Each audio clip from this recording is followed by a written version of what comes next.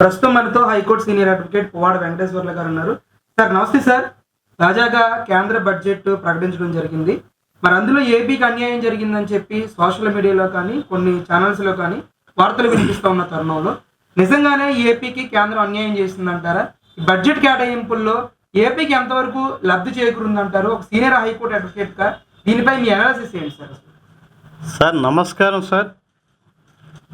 ఈ నెలలో భారత పార్లమెంట్లో ప్రవేశపెట్టినటువంటి నిర్మలా సీతారామన్ గారు ప్రవేశపెట్టినటువంటి బడ్జెట్లో ఆంధ్రప్రదేశ్కి నిధుల కేటాయింపు సవ్యంగానూ గౌరవంగానూ జరిగినట్టుగా అయితే నేను భావిస్తూ ఉన్నాను. ఒక్కసారి ఈ ఎన్నికలు జరిగినటువంటి కొలది కాలంలోనే ఈ బడ్జెట్లో ఆంధ్రప్రదేశ్ కేటాయింపులు 23 మంది ఇస్తే పార్లమెంట్లో మెడలు వంచి హోదా తెస్తానన్న ఆ పెద్ద మనిషి జగన్మోహన్ రెడ్డి గారి 5 ఏళ్లలో కేటాయింపులు దయచేసి ఒక్కసారి కంపేర్ చేసుకొని మాట్లాడితే బాగుంటుంది మాట్లాడేవాళ్ళు.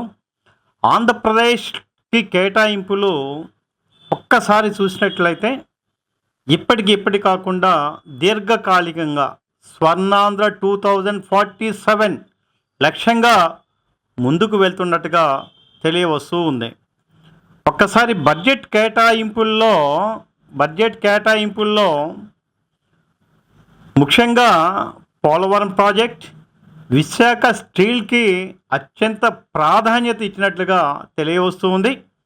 2025-26 ఆర్థిక సంవత్సరానికి బడ్జెట్ కేటాయింపుల్లో పోలవరం ప్రాజెక్టుకి 5,936 కోట్లు కేటాయిస్తే విశాఖ స్టీల్ ప్లాంట్కి 3,295 కోట్ల రూపాయలు కేటాయించటం జరిగింది. అలానే ఆంధ్రప్రదేశ్ సంబంధించినటువంటి రైల్వే కేటాయింపులు మన పక్కనున్నటువంటి తెలంగాణకి 5,337 కోట్లు కేటాయిస్తే అదే ఆంధ్రప్రదేశ్కి 9,417 కోట్ల రూపాయలు కేటాయించడం జరిగింది. అలానే విశాఖ పోర్టుకి 730 కోట్లు కేటాయించగా పోలవరం నిర్మాణానికి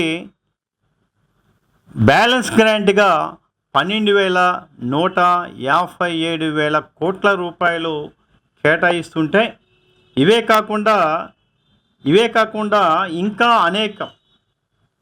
ఒక్కసారి చూసినట్లయితే ఆంధ్రప్రదేశ్లో వ్యవసాయానికి 100 కోట్లు, ఆంధ్రప్రదేశ్లో ఆరోగ్య వ్యవస్థల బలోపేతానికి 162 కోట్లు, అధ్వాన్నమైనటువంటి రోడ్ల వ్యవస్థను బాగు చేయడానికి ఏపీలో రోడ్లు వంతెల నిర్మాణానికి 240 కోట్లు, ఏపీలో ఇరిగేషన్ అండ్ లైవ్లీహుడ్ ఇంప్రూవ్మెంట్ కోసం 242 కోట్ల రూపాయలు కేటాయించడం జరిగింది. విశాఖ చెన్నై కారిడార్కి 285 కోట్ల రూపాయలు ఇవ్వటానికి కేంద్ర ప్రభుత్వం ముందుకు రావటం అనేది అభినందించదగ్గ విషయం. విశాఖ రైల్వే జోన్ భవనాలకి ఇప్పటికే శంకుస్థాపనలు కూడా పూర్తి కావటం అనేది మనం చూడటం జరిగింది. అలానే 5,000 కోట్లతో కుప్పిట్టి ఓర్వకల్లు ఇండస్ట్రియల్ కారిడార్ల అభివృద్ధి కూడా నిధులు కేటాయించడం జరిగింది. ఇన్ని రకాలుగా కేటాయించినా కూడా విమర్శ చేయటం అది దిగజారుడితనమనే నా అభిప్రాయం. అన్నిటికన్నా మరీ ముఖ్యంగా ఇప్పటికే 1000 ఎకరాలు రైతులు అమరావతి రాజధానికి ఏకైక రాజధానికి ఇచ్చి గత 5 సంవత్సరాలు జగన్మోహన్ రెడ్డి హయాంలో రోడ్లను తవ్వి ఒక అటవీ ప్రాంతంగా మరల్చినటువంటి ఆ పొలాలని మళ్ళా రాజధాని నిర్మాణం కోసం కేంద్ర ప్రభుత్వ సహకారము 15,000 కోట్ల ఆర్థిక సహాయం అనేది ఇవ్వటం జరిగింది. అంటే మన పోలవరానికి కానీ, విశాఖ పోర్టుకు కానీ, విశాఖ ఉక్కుకు కానీ, పోలవరం ప్రాజెక్టుకు కానీ, అలానే వంతెనలకు కానీ భారతదేశంలో ఉన్నటువంటి అన్ని రాష్ట్రాల కన్నా కూడా మనకి ఒక గౌరవప్రదమైనటువంటి ఒక మంచి బడ్జెట్ అని నేనైతే భావిస్తూ ఉన్నాను. కానీ మాకు కేటాయించలేదు అనేది ఒక అత్యాశ అవుతుంది. రెండు రకాలుగా వ్యక్తులు దెబ్బతింటారు. ఒకటి నిరాశకు లోనవటం, రెండు అత్యాశకు లోనవటం.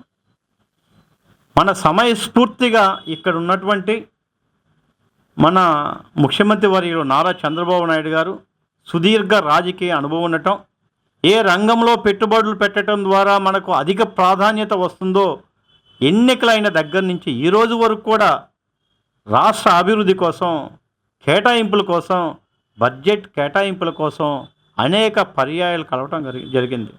ఒక్క చంద్రబాబు నాయుడు గారే కాదు, దీంట్లో మహాకూటమిలో ఉన్నటువంటి ఉప ముఖ్యమంత్రి వర్యులు పవన్ కళ్యాణ్ గారు కూడా ప్రధానమంత్రి గారిని, అలానే నిర్మలా సీతారామన్ గారిని అనేక మంత్రి వర్గ వ్యక్తులతో కలవటం జరిగింది.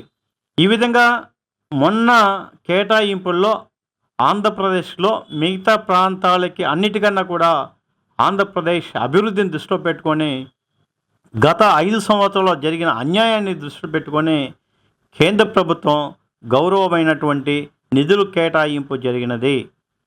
గత 5 సంవత్సరాలలో లేనటువంటి నిధుల ఏర్పాటు అనేది 7 నెలల కాలంలోనే తీసుకురావటం అంటే చాలా అద్భుతమైనటువంటిది.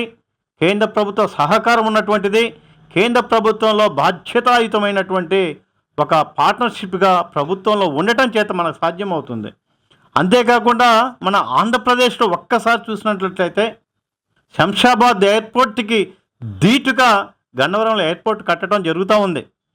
అలానే ఆంధ్రప్రదేశ్లో ప్రధాన నగరాలన్నీ కూడా ఇప్పుడు ఎయిర్పోర్టు కట్టడానికి సిద్ధంగా ఉన్నారు. ఎందుకంటే మనకు ఈ ఎయిర్పోర్టుకు సంబంధించినటువంటి మినిస్టర్ గారు మన వ్యక్తే కావటం, కేంద్ర ప్రభుత్వంలో భాగస్వామ్యంగా ఉండటం ద్వారా ఇటు గుంటూరులో ఎంపీ గారు చాలా అద్భుతంగా పనిచేస్తున్నారు. విజయవాడ కేసీఆర్ చిన్ని గారు అద్భుతంగా పనిచేస్తున్నారు. ఒక ఎంపీ కాదు, ఏ ఎంపీ తీసుకున్నా కూడా తెలుగుదేశం పార్టీలో చాలా గొప్ప వ్యక్తులని ఆంధ్రప్రదేశ్ ప్రజలు పార్లమెంటు పంపించడం ద్వారా, సమిష్టి కృషి ద్వారా ఇది సాధ్యమైనది.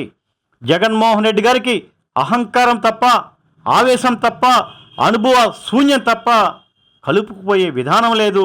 ఏమి కావాలో అడిగిన చరిత్ర లేదు. అందుకని ఇది రాజకీయ విమర్శ ఒక దిగజారుడనే నా అభిప్రాయం. ఇంతకన్నా ఎక్కువ ఆశించడం అంటే మిగతా రాష్ట్రాలతో మనం విభేదించినట్టే. మిగతా రాష్ట్రాలకు ఏమీ చేయకుండా ఆంధ్రప్రదేశ్కి అన్నీ చేశారని చెప్పి రేపు పొద్దున పార్లమెంట్లో కూడా కొన్ని ఇబ్బందులు ఉంటాయి. అందుకని మనకి ఏమి ఇచ్చారనేది మనకు తెలుస్తూ ఉన్నది. బడ్జెట్ కేటాయింపులు అనేది భవిష్యత్ ఆంధ్రప్రదేశ్ అభివృద్ధికి దోహదపడతాయని చెప్పి నా విశ్లేషణ ద్వారా నాకు అనుభూతి కలుగుతూ ఉన్నదని చెప్పి తెలియచేస్తున్నాను. ఈ సందర్భంగా ఆంధ్రప్రదేశ్ ముఖ్యమంత్రులు నారా చంద్రబాబు నాయుడు గారు, యువ నాయకుడు లోకేష్ గారు, అలానే మన ఉప ముఖ్యమంత్రి వర్యులు పవన్ కళ్యాణ్ గారు, వీరంతా కలిసి సమిష్టిగా చర్చించి ఆంధ్రప్రదేశ్ను ముందుకు తీసుకుని వెళ్ళటానికి కేంద్ర ప్రభుత్వ సహకారంతో ముందుకు తీసుకుని వెళ్తున్న తీరు అయితే చాలా అద్భుతంగా ఉంది. ఒక సమిష్టిగా చర్చల ద్వారా, డిబేట్ ద్వారా, అందరినీ కూర్చోబెట్టుకోవటం ద్వారా మనకు ఏమి కావాలనే, ఏమి రాబట్టుకోవాలనేది ఇలా ఉప ముఖ్యమంత్రి వర్యులు కూడా పవన్ కళ్యాణ్ గారు కేంద్ర ప్రభుత్వంతో గట్టిగా సహకారం తీసుకురావడంలో కృత సఫీకులు అవుతూ ఉన్నారు. రాష్ట్రానికి మొన్న బడ్జెట్ కేటాయింపులో ఊహించిన దానికన్నా ఎక్కువగానే కేటాయింపులు జరిగిన మాట వాస్తవం అని చెప్పి నా విశ్లేషణలో తెలియజేస్తూ ఉన్నాను.